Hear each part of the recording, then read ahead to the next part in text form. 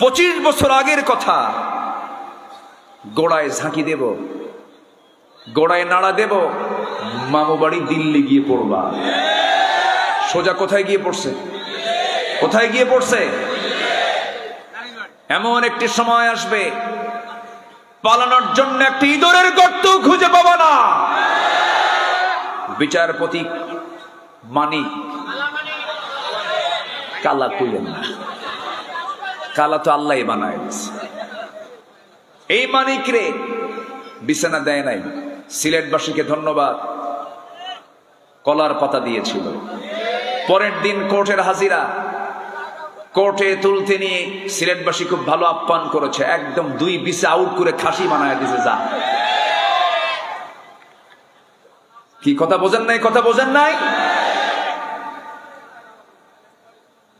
নেত্রী হেলিকপ্টার অপেক্ষা করছেন, দরবেশকে নিয়ে যাবেন, দরবেশ নাই। কয়েকদিন পর তার মুখের দাড়িও নাই, মাথার চুল কালো, পাঞ্জাবি খুইলা গেঞ্জি পড়ছে, পাজামা খুইলা লুঙ্গি পড়ছে, যেন তারা কেউ না আসেনে। আবার ভুল করে নৌকায় চড়ছে। ভুল করে কই চড়ছে? নৌকা। নৌকায় চড়ে কি আর পার পেতে পারে? কোস্টগার্ড ধরে ফেলেছে। সাথে ছিল আইনমন্ত্রী। আইনমন্ত্রীকে কোস্টগার্ড বলে, স্যার আপনাকে চিনছি আমি, থানায় চলে। আইনমন্ত্রীকে, আমি কি একা আসছি? আমি তো জামাতের সাথে আসছি। কিসের সাথে? হ্যাঁ, উপায় নাই তো। কে?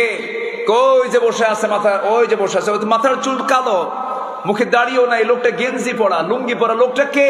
ভালো করে দেখো, ওটাই দরবেশ। ওরা চেয়েছিল আলেমদেরকে বেইজ্জত করতে, আল্লাহ ওদেরকে লাঞ্ছিত করে ছেড়েছেন। কত কথা বলবো, বহু কথাই তো রয়ে আছে। বলি বলি বলি, জোরে বলি ইনশাআল্লাহ। দিন এসেছে আমাদের। এক মাঘে শীত যায় না তো। ওরা ভেবেছিল মাঘ আর আসবে না। সম্মানিত বন্ধুগণ, তাহলে সব আদর্শ মাইনাস, আমার আদর্শ একজন, তিনি কে? মুহাম্মাদুর রাসূলুল্লাহ।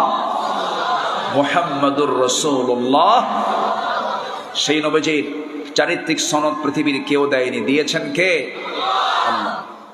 আল্লাহ রাব্বুল আলামিন তার চারিত্রিক সনদ নিজে দিয়ে বলছেন, নুন ওয়াল কলামি ওয়া মা ইয়াসতুরুন মামনুন ওয়া ইন্নাকা লাআলা খুলুকিন আযীম। জোরে বলুন আল্লাহু আকবার।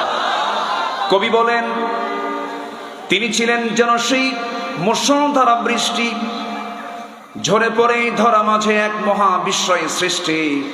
তার বিন্দু অঞ্জলিস্কল এক অপার মহাতৃপ্তি, জীবন মরু সিক্ত করে প্রশান্তি ধারার মহাদীপ্তি। জোরে বলে সুবহানাল্লাহ।